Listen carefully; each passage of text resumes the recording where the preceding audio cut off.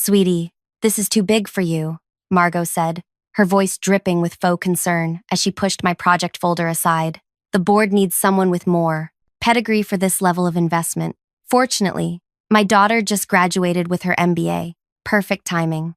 I stared at her, the blood rushing to my ears, making everything sound distant and muffled.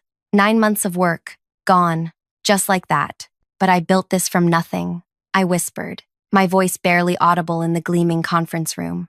Those 7 investors are meeting with us next week because of my pitch. Kaida, she sighed, like I was a child who couldn't grasp simple math. Investors care about credentials. My Olivia brings the right background. Harvard Business School opens doors you can't even see. She smiled, revealing perfect teeth that had never known struggle. Look on the bright side. You can support her team with the administrative details. You're good at that. The $5 million project I had created from scratch, the one that had kept me working until 3 a.m. for months, was being handed to someone who'd never even worked a day at our company until yesterday. You're right, I said quietly, gathering my things. This is too big for me. Margot looked surprised at my easy surrender, then pleased. She hadn't expected compliance. As I walked toward the door, she called after me. We'll need those investor contacts by end of day. Email them to Olivia directly. I didn't look back. I didn't slam the door. I just left. Before I continue with what happened next, thank you for listening to my story today. Drop a comment letting me know where you're tuning in from. I always love knowing who's out there. My name is Kaida Lin. I'm 32, and until 9 months ago, I was the executive assistant to Margot Powell, chief strategy officer at a growing financial technology company. What Margot never bothered to learn was that before becoming her assistant 4 years ago, I'd spent 6 years building automation systems for investment banks in Singapore. I wasn't just her calendar manager. I was a talented developer who couldn't afford to finish my computer science degree when my father got sick. But Margot only saw the current title on my business card, executive assistant. To her, I existed to order her lunch and manage her schedule, not to have ideas of my own. The irony? I never would have created the project if not for her negligence. It started when Margot missed an important deadline for a market analysis report. The board was expecting recommendations for expanding our services to small businesses, a potential new revenue stream. But Margot was too busy planning her daughter's graduation party to complete it. Can you just put together some notes?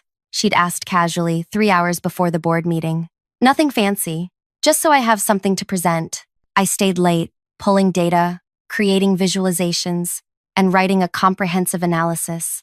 I wasn't doing it for her. I was doing it because I cared about the company. When I handed her the report, she barely glanced at it before walking into the boardroom. An hour later, she emerged beaming. They loved it, she said, surprised. They want us to develop a full proposal. That's when I saw my opportunity. I've actually been thinking about this market segment for a while. I have some ideas about how we could approach it differently than our competitors. She laughed. That's sweet, Kaida, but this needs strategic thinking. Just keep handling the administrative side. For 2 weeks, I watched as Margot struggled to develop the concept further. Board members kept stopping by, asking for updates on that brilliant small business proposal. Each time, she offered vague answers about exploring various avenues. Finally, late one Friday, when everyone had left, I placed a detailed implementation plan on her desk with financial projections, technical specifications, and a market entry strategy. Then I waited. Monday morning, Margot burst into my cubicle. "Where did you get this?" she demanded, waving my proposal. "I wrote it," I said simply. "You?" She stared at me like I'd claimed to have invented electricity. "Why would you do that?" "Because I care about this company," I said. "And because I can." She studied me for a long moment. "The board meeting is Thursday. I can't develop something else by then." I knew what that meant. She was going to use my work, but I also knew she'd never admit it was mine. "Fine," she finally said. "You can develop this on the side, but your regular duties come first." That was the beginning. For months, I worked double shifts, handling Margot's everyday needs during office hours, then building my project nights and weekends. I assembled a small team of believers, Devin from engineering, Faye from marketing, and Zeke from analytics. They saw the potential when nobody else did. We called it Bridge. a platform connecting small businesses with microloans and financial services typically only available to larger corporations. What made it unique was the algorithm I designed that assessed risk based on patterns human analysts often missed. Internal testing showed a 43% higher accuracy rate in predicting successful loan repayments. The board was impressed enough to allocate preliminary resources. That's when everything changed. Suddenly, Margot was attending all our meetings, inserting herself into investor conversations, making sure she was photographed standing next to me during presentations. Kaida and I have been developing this concept together, she'd tell potential investors, her arm around my shoulders. I never contradicted her. The project was more important than my ego. By month 7, we had 7 serious investors interested. Not just interested, excited. Term sheets were being drafted, implementation plans finalized. Bridge was going to revolutionize small business lending, and it was going to generate significant revenue. Then Margot's daughter, Olivia, graduated from Harvard. Looking back, I should have seen what was coming. The way Margot started excluding me from certain meetings. How she began referring to Bridge as this project I've been spearheading in company-wide emails. But I was too focused on the finish line. Securing the final investment, launching the platform, helping small businesses that reminded me of my father's struggling restaurant. The morning Margot took Bridge away from me, I'd just finished confirming our presentation schedule with all 7 investors for the following week. They were flying in specifically to meet with me. 3 from Boston, 2 from Austin, 1 from Toronto, and 1 from San Francisco. Each had worked directly with me for months. They knew my voice, my vision, my understanding of the technical architecture. They'd asked me hundreds of questions, and I'd answered each one with precision and honesty. And now Olivia, who knew nothing about Bridge beyond what was in that folder, would be meeting them instead. As I walked out of the building, my phone buzzed with a text from Devin. How'd the meeting go? I didn't answer. I couldn't find the words. Instead, I went to the small park across from our office and sat on a bench, watching people rush by. Everyone had somewhere to be, something important to do. Yesterday, that was me. Today, I was just a woman on a bench with a hollow feeling in her chest. My phone kept buzzing. Messages from Faye and Zeke now too. They knew something was wrong. We'd been scheduled to meet after my conversation with Margot to finalize our investor presentation. Finally, I texted our group chat, meeting room B, 15 minutes. When I walked in, their faces showed immediate concern. What happened? Devin asked, pushing his glasses up nervously. I took a deep breath. Margot is taking over Bridge. She's putting her daughter Olivia in charge. Silence fell over the room. Then Faye spoke, her voice tight with anger. She can't do that. This is your project. Apparently she can, I replied. She's already done it. Zeke shook his head. The investors won't accept this. They've been working with you directly for months. Margot thinks Olivia's Harvard MBA will impress them more than my work, I said, the words bitter on my tongue. Devin slammed his hand on the table. This is wrong. We need to fight this. I looked at each of them, my team, my friends, and made a decision that would change everything. No, I said firmly. We're not going to fight. They stared at me in confusion. We're going to do something much more effective. I leaned forward, lowering my voice even though we were alone. We're going to let Olivia take over, completely. Faye shook her head in disbelief. Let her take over? After everything we've built? Not just let her, I clarified.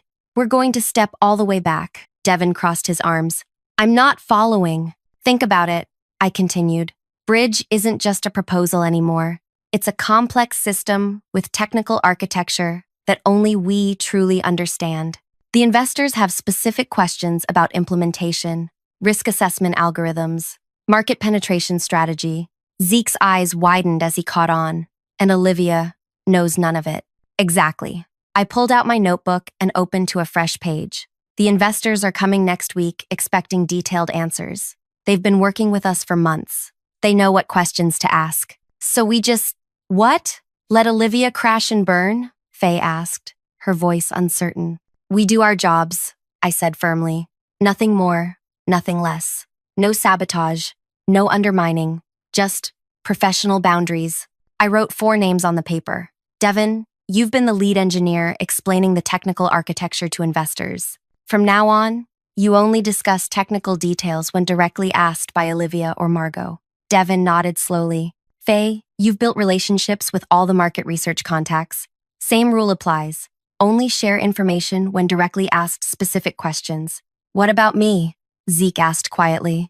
You've created all our financial models. The investors trust those projections because you've walked them through your methodology. Now, Olivia will need to do that.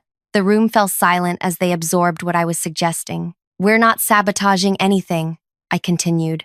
We're just stopping the invisible work we've been doing. The explaining, interpreting, smoothing over confusion, anticipating questions. All the things no one notices until they're gone. Devin leaned forward. What about the investors? Do we ignore their calls? No, I said. We forward them to Olivia. She's the project lead now, remember? And if Margot orders us to help? Faye asked. We help, exactly as instructed. No more and no less. I closed my notebook. We can't control what Margot does, but we can control how much of ourselves we give to a project that's been taken from us. As we left the meeting room, I felt a strange mixture of sadness and clarity. For 9 months, I'd poured myself into Bridge. Now I was preparing to watch it struggle without me. Back at my desk, I opened my laptop and composed a brief, factual email to each investor. I wanted to inform you that leadership of the Bridge project has changed. Olivia Powell will be taking over as project lead, effective immediately. She'll be your main contact going forward and will present at next week's meetings.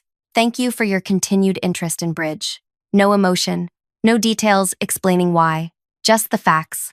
Within an hour, my inbox filled with replies, confusion, concern, questions about what this meant for their investments. I forwarded each one to Olivia without comment. At 3:42 p.m., Margot appeared at my desk, her face tight with controlled anger. What did you say to the investors? She demanded. I informed them about the change in project leadership, I replied calmly. As you instructed, they're calling me with concerns. I'm sure Olivia can address those in her meetings next week. Margot's eyes narrowed.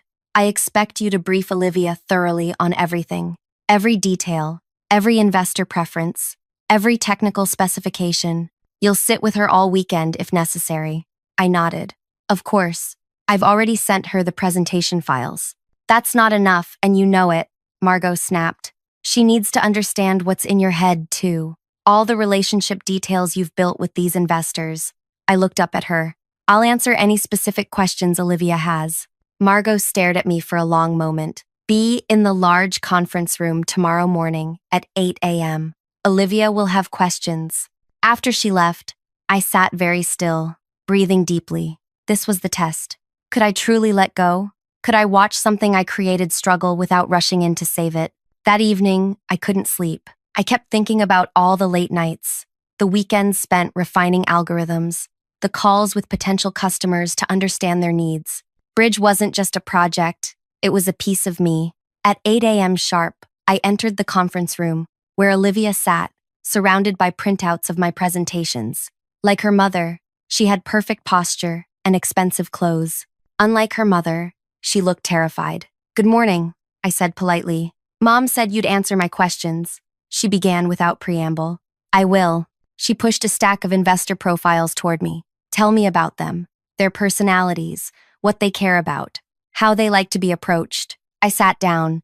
What specific questions do you have about each investor? Olivia frowned. I don't know what I don't know. Just tell me everything important. That's quite broad, I replied. Perhaps you could review their meeting notes and emails, then ask me about anything that's unclear? Her frustration grew visible. I have 5 days to prepare for 7 major investor meetings. I don't have time to dig through months of correspondence. I understand it's a challenging timeline, I said neutrally. What would help you most right now? She gestured vaguely at the papers. Tell me about the project, in your own words. For a moment, I was tempted. I could paint the vision that had kept me working until dawn so many nights.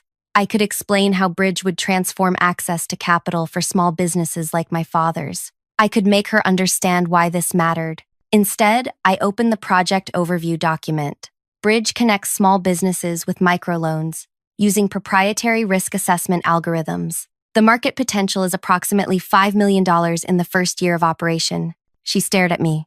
That's it? That's your pitch? That's the executive summary, I replied. The full details are in these documents. For 3 hours, we continued this dance. Olivia asking broad questions, me responding with precise but minimal answers. I wasn't being difficult. I was simply refusing to do the interpretive work, the translation of complex ideas into digestible narratives that had been my hidden value all along. By 11 a.m., Margot joined us, clearly unhappy with our progress. This isn't working, Olivia told her mother. She's not really helping. Margot turned to me. What's the problem, Kaida? No problem, I said. I'm answering Olivia's questions as asked. Then answer better, Margot snapped. The investors are expecting detailed presentations on Tuesday, and Olivia needs to understand everything by then. I nodded. I've provided all the presentation materials. Is there something specific missing? Margot's phone buzzed. She glanced at it and frowned. Richard from Altura Capital is asking for you directly. He wants to touch base before Tuesday's presentation. Richard was our largest potential investor. He'd been enthusiastic about Bridge from our first conversation 6 months ago. Should I call him back? I asked. No, Margot said quickly. Olivia will call him. You'll sit in and help only if needed. As Olivia nervously dialed Richard's number, I felt a twist of something like grief. These investor relationships were built on trust I'd earned through hundreds of honest conversations. Now I was watching that trust transfer to someone else, or more likely, evaporate entirely. Richard, hi, this is Olivia Powell. I'm the new project lead for Bridge. I watched Richard's name on the phone display as Olivia launched into an explanation about her background and qualifications. After a minute, Richard interrupted her. That's great, but I was hoping to speak with Kaida. Is she available? Olivia glanced at her mother, who nodded reluctantly. She's here with me. Let me put you on speaker. Kaida? Richard's voice filled the room. What's going on? I'm getting emails about leadership changes right before our final meeting. I felt Margot's eyes drilling into me. Yes, there's been a change in project leadership. Olivia will be taking Bridge forward from here. I see. His tone cooled noticeably. And you? Are you still involved? Before I could answer, Margot cut in. Kaida will be supporting Olivia's team in an administrative capacity. But Olivia brings valuable expertise from her Harvard MBA program that will enhance the project significantly. The silence that followed felt endless. I understand, Richard finally said. Well, I look forward to Tuesday's presentation. I'll have some additional questions about the risk assessment algorithms and implementation timeline. After the call ended, Margot turned to me. This is exactly why we need you to properly brief Olivia. The investors are nervous. I'll help however I can, I said, my voice even. What questions do you have about the algorithms, Olivia? Olivia looked panicked. I don't even know what questions to ask. Can't you just explain how they work? I pulled up the technical documentation. The algorithms use natural language processing to evaluate loan applications, combined with traditional credit metrics and alternative data sources. But what does that actually mean? She pressed. It means the system can read application text and find patterns human analysts might miss, I explained. It's all detailed in Devon's technical overview. Devon from engineering? Olivia asked. Maybe I should talk to him directly. Good idea, I agreed. As the day continued, Olivia grew increasingly overwhelmed. The more she learned about Bridge, the more she realized how much she didn't know. By 4 p.m., she had spoken to Devon, Faye, and Zeke, each providing technically correct but minimal information without the connective tissue that would make it meaningful. That evening, I received an urgent text from Margot. My office, 8 a.m. tomorrow. When I arrived the next morning, Margot was already there, looking like she hadn't slept. This isn't working, she said bluntly. The investors are concerned about the transition. 2 have already requested postponing Tuesday's meetings. I waited silently. I need you to fix this, she continued. Prepare Olivia properly or join her in the investor presentations. I thought I wasn't qualified to lead this project, I said quietly. Margot's expression hardened. Don't play games, Kaida. You know what's at stake here. Yes, I do. I maintained eye contact. Bridge could transform financial access for small businesses. It could help people like my father, who lost his restaurant because he couldn't get a small business loan during the downturn. Margot looked startled. I'd never mentioned my personal connection to the project before. I didn't realize. No, you didn't, I said. Because you never asked why I created Bridge in the first place. We stared at each other across her desk, the power dynamic shifting subtly between us. What will it take? She finally asked. To get you fully on board with this transition? I considered my next words carefully. This wasn't about revenge. It was about recognition and respect. I'll help Olivia succeed, I said slowly. But I need something in return. Margot leaned forward.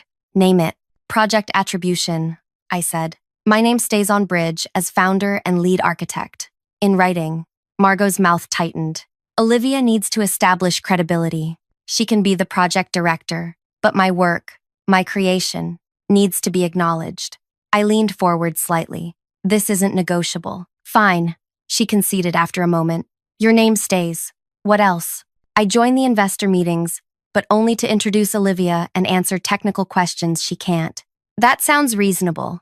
Margot relaxed slightly. And you'll properly prepare her beforehand? I'll do my best, I said carefully. But Bridge is complex. There's only so much someone can absorb in 4 days. Harvard education or not. Margot nodded, seemingly satisfied with my apparent surrender. Start immediately. The investors arrived Tuesday morning. Over the next 4 days, I worked with Olivia, explaining Bridge's architecture, the investor personalities, the market strategy. To her credit, she was intelligent and hardworking, often staying past midnight trying to absorb everything. But it was like teaching someone to perform surgery after reading a medical textbook, theoretical knowledge without practical experience. The investors might ask about implementation timelines. I warned her Monday evening, specifically, how quickly we can integrate with existing banking systems. Olivia sighed, rubbing her temples. And what's the answer? It depends on whether they want the standard API package or the custom integration. Which is better? She asked.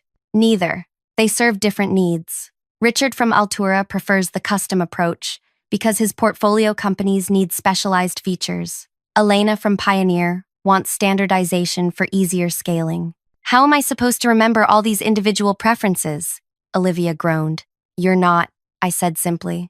That's why relationships matter.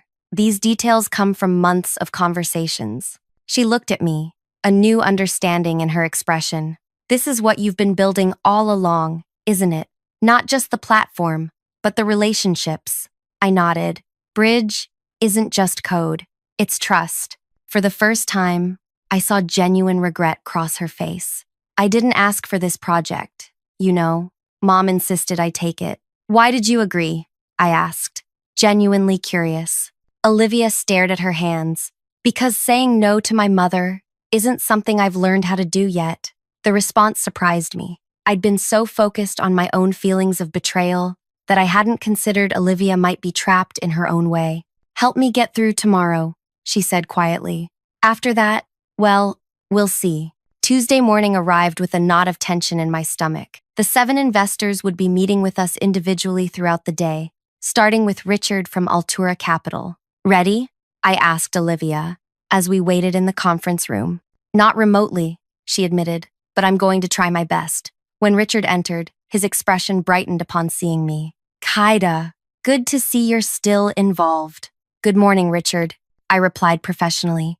As mentioned, Olivia Powell will be leading Bridge going forward. I'm here to facilitate the transition and answer any technical questions.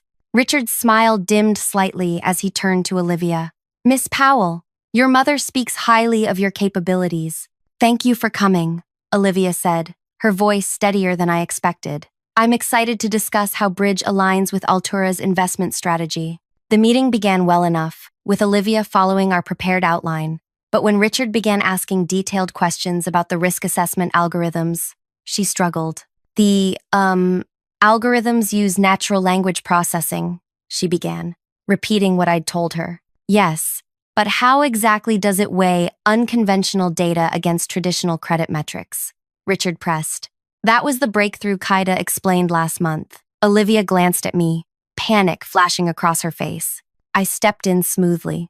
The weighting is dynamic, Richard. It adjusts based on industry-specific factors, which addresses your concern about seasonal businesses. Exactly what I wanted to hear. Richard nodded. And the implementation timeline? We've prepared 2 options, I said before Olivia could respond.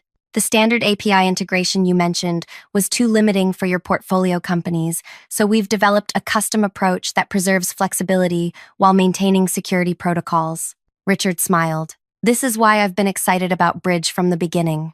You understand exactly what we need. The rest of the meeting continued similarly. Olivia presenting the basic outline, me jumping in to provide the detailed answers that maintained investor confidence. By the end, Richard seemed satisfied, though he directed most of his questions to me despite Margot's obvious frustration from the corner where she observed. As Richard left, he shook my hand firmly. Let's talk soon, Kaida. I have some thoughts about the rollout strategy. Before Olivia could thank him for coming, he was gone. That went well, Margot said, joining us at the table. I stayed silent, letting her interpret Richard's behavior however she wanted. The next investor, Elena from Pioneer Ventures, arrived 30 minutes later. Her meeting followed a similar pattern, with Olivia handling the presentation and me fielding the technical questions. By the end of the day, after all 7 investors had come and gone, a pattern had emerged. Each one directed their substantive questions to me, barely acknowledging Olivia beyond basic courtesy. Despite my attempts to include her in the conversations, the investors had made their preferences clear. As the last investor left, Margot pulled me aside, her voice tight. This isn't what we agreed to. You're undermining Olivia. I'm answering questions when asked. I replied calmly. That was our agreement. You're making her look incompetent.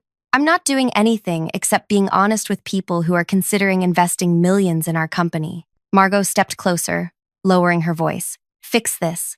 By tomorrow, I want those investors seeing Olivia as the face of Bridge. Find a way to make that happen, or your attribution agreement is void. After she stormed off, Olivia approached me cautiously. That wasn't your fault. I'm the one who couldn't answer their questions. You did well with what you had, I assured her. Nobody could master this material in 4 days. She bit her lip. What happens tomorrow? 3 more investor meetings, potentially the final decision on funding. And after that? She asked. After that, Bridge either moves forward with funding or it doesn't. That night, I couldn't sleep. Everything I'd built was hanging in the balance. Bridge wasn't just a project. It was my vision for helping small businesses like my father's. The thought of it falling apart because of corporate politics made my chest ache. At 2 a.m., my phone lit up with a text from Devin. You awake? Yes, I replied. Meeting room B, 30 minutes. Emergency team meeting. When I arrived, Devin, Faye, and Zeke were already there, faces grim. What's happening? I asked. Margot emailed us all individually, Faye explained. She wants us to prepare Olivia to handle all technical questions tomorrow. No backup from you allowed. Devin pushed his glasses up. She's setting her daughter up to fail. Or setting you up, Zeke added. Either way, Bridge is in trouble. I sank into a chair. The investors won't commit if they don't get clear answers tomorrow. What do we do? Faye asked. If we try to cram more information into Olivia's head overnight, she'll just freeze up worse. And if we don't, Devin added, the project dies. We sat in silence, the weight of 9 months' work pressing down on us. Finally, I looked up at my team, the people who had believed in Bridge from the beginning. I think it's time for Plan B, I said quietly. We have a Plan B? Zeke asked. We do now. I pulled out my phone and began typing an email. I need you all to trust me one more time. At 8 a.m. the next morning, I arrived at the office to find Margot waiting at my desk. Where were you last night? She demanded. Olivia said you were supposed to continue her preparation. I had something important to take care of, I replied, setting down my bag. More important than Bridge? She asked incredulously. Actually, yes. I met her gaze steadily. The first investor arrives in an hour. Olivia should review the presentation one more time. Margot stared at me suspiciously but left without further questions. At 9 a.m. sharp, Marco from Thompson Capital arrived for our meeting. As we settled into the conference room, I noticed Olivia looked surprisingly calm compared to yesterday. Before we begin, Marco said, I received an interesting email last night. I'd like to discuss that first. Margot shifted in her seat. What email? Marco pulled out his tablet. It was from Kaida, actually. Subject line, Bridge. The complete truth. The room went silent. Margot turned to me, her expression murderous. What did you do? She whispered. Before I could answer, the conference room door opened, and Richard from Altura Capital walked in, followed by Elena and the other investors from yesterday. "Sorry we're late," Richard said, though he didn't look sorry at all. "Kaida invited all of us to join this morning's session. Hope that's okay." Margot stood up, her professional mask firmly in place despite the unexpected development.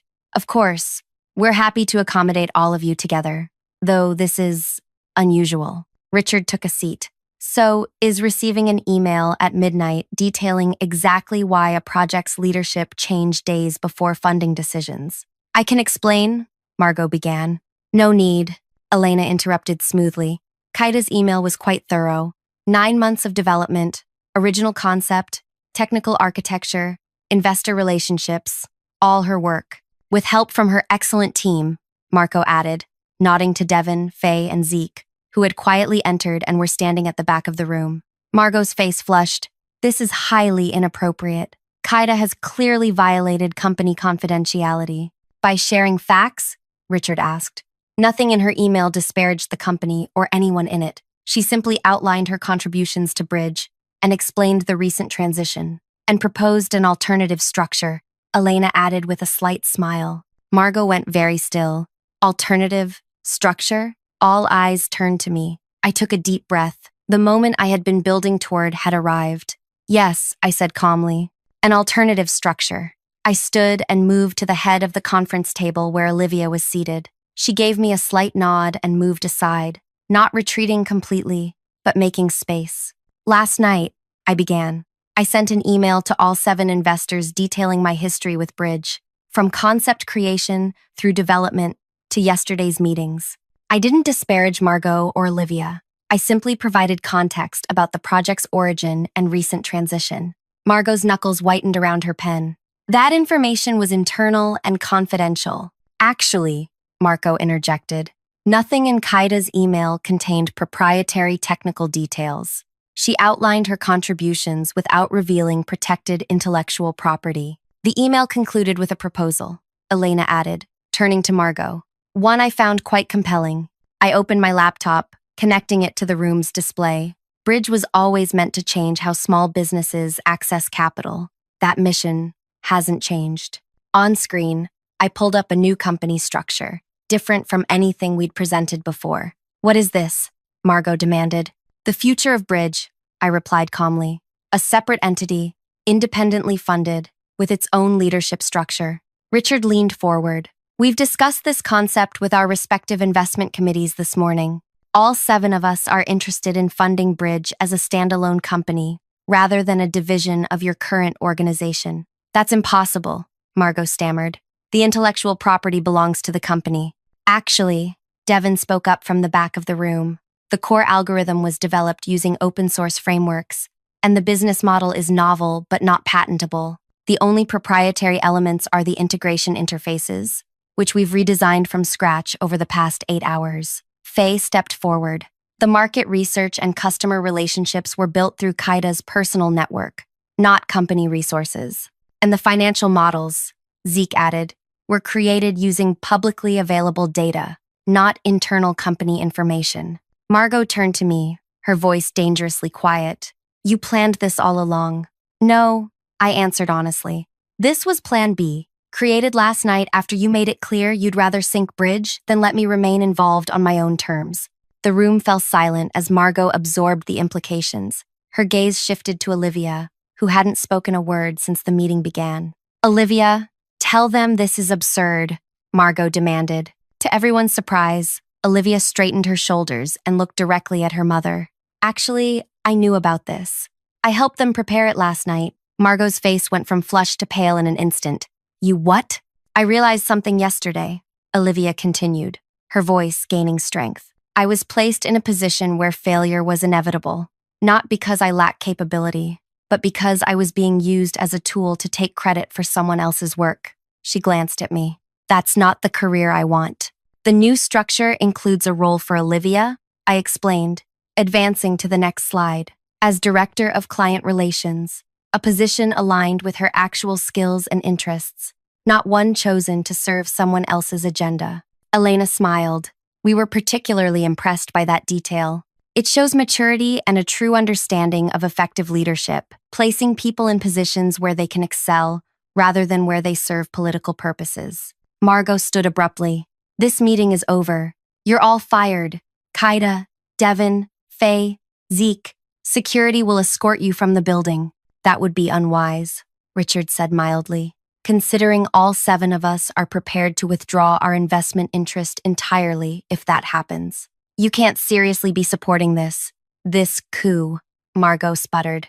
We're supporting the team that created Bridge, Marco corrected, the team that understood the vision and built something valuable. And what about you? Margot turned to Olivia, betrayal evident in her voice. After everything I've done to position you? Olivia met her mother's gaze. That's the problem, Mom. You've been positioning me my entire life. Harvard, this company, this project. You never asked what I wanted. And what exactly do you want? Margot asked coldly. To earn my own success, Olivia replied simply. To learn from people like Kaida, who build things that matter, not just grab credit. The conference room door opened again, and the company's CEO walked in, looking concerned. What's going on here? I've got 7 major investors texting me directly. Richard stood. Perfect timing. We were just discussing the future of Bridge, either as an independent entity led by its original creator, or not at all. The CEO looked from Richard to Margot to me, quickly assessing the situation. Perhaps we should continue this in my office, he suggested, his expression unreadable. For the next 4 hours, negotiations continued in the executive suite. Terms were proposed, rejected, and revised. Corporate attorneys were called, documents were drafted. By late afternoon, an agreement was reached. Bridge would become a separate company with initial funding of $7.2 million, significantly more than the original $5 million projection. The intellectual property would transfer to the new entity in exchange for a 12% ownership stake for our former employer. The original team, myself, Devin, Faye, and Zeke, would form the core leadership, with me as CEO. Olivia would join as Director of Client Relations, bringing her Harvard network but earning her position through actual contribution. As for Margot, she remained at the original company, her influence severely diminished. The board had questions about her management approach that would take months to answer. Her daughter's very public decision to join our new venture spoke volumes. 3 months later, Bridge launched its platform.